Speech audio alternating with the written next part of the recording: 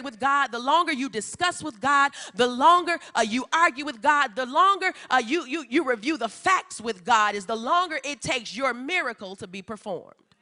Let me say it a different way. Abraham, God said, about this time next year, you will have a son. In other words, Abraham, the only thing you need to do, instead of sitting here and telling me why it won't work, is go over there, take your wife in the tent and know her. Do your part.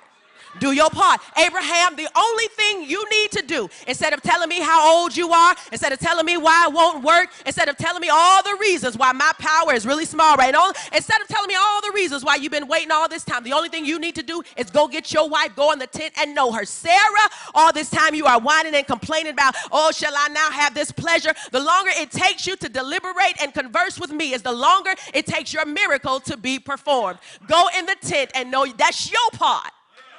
Do your part.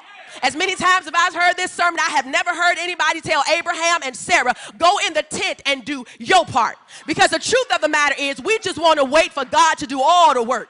But there are some things that God has assigned for you to do. Something God is waiting for you to do. Some things God says can't be done until you do your part. I ain't saying everybody in here got a tent, but you got something. In other words, go get what God assigned you to and do that.